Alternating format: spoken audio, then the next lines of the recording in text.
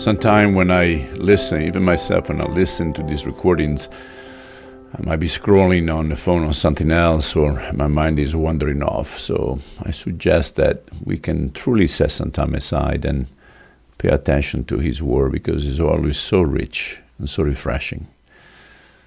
Not scolding, just a suggestion. We continue today with Mark. We are in chapter 13 this time, and we'll read from verse 1 to verse 8. As he was going out of the temple, one of his disciples said to him, "Teacher, behold, what wonderful stones and what wonderful buildings." And Jesus said to him, "Do you see these great buildings? Not one stone will be left upon another which will not be torn down." As he was sitting on the Mount of Olives opposite the temple, Peter and James and John and Andrew were questioning him privately. "Tell us, when will these things be? And what will be the sign when all these things are going to be fulfilled?" And Jesus began to say to them, "See to it that no one misleads you. Many will come in my name, saying, 'I am he,' and he will mislead many. When you hear of wars and rumors of wars, do not be frightened. Those things must take place, but that is not yet the end. For nation will rise up against nation, and kingdom against kingdom. There will be earthquakes in various places. There will also be famines. These things are merely the beginning of birth pangs."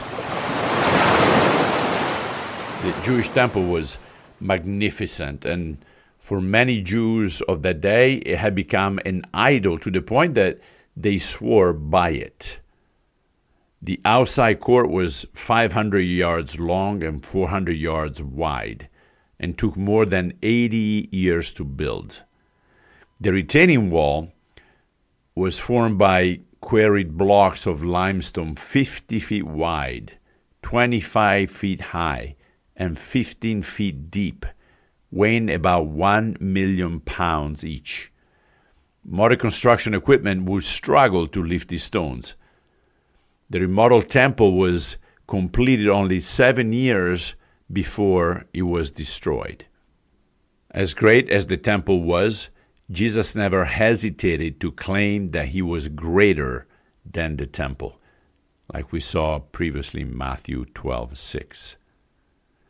Esteemed scholars argue that this talk is Jesus' direct answer to the disciple question, "When will this happen?" Meaning the destruction of the temple.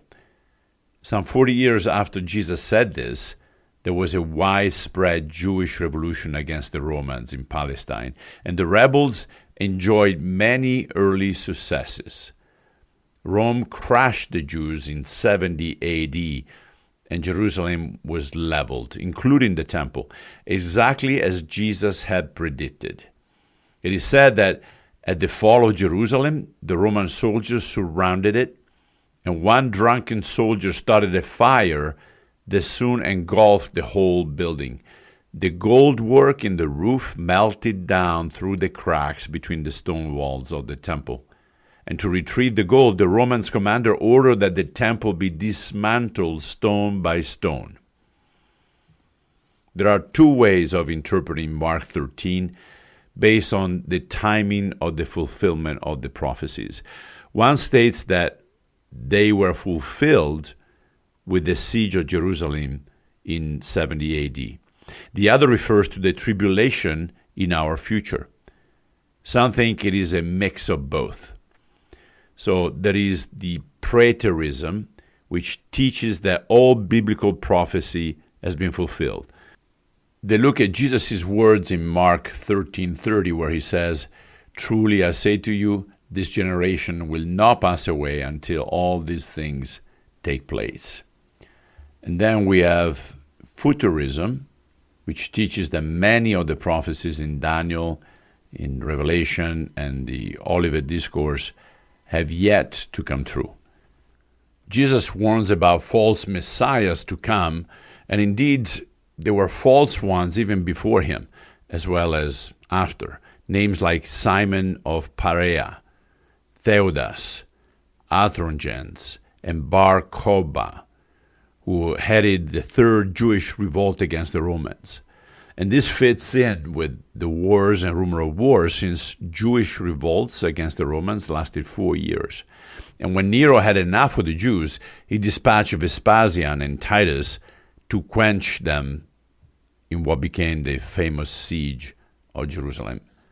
And we also know of earthquakes and famine during these 40 years.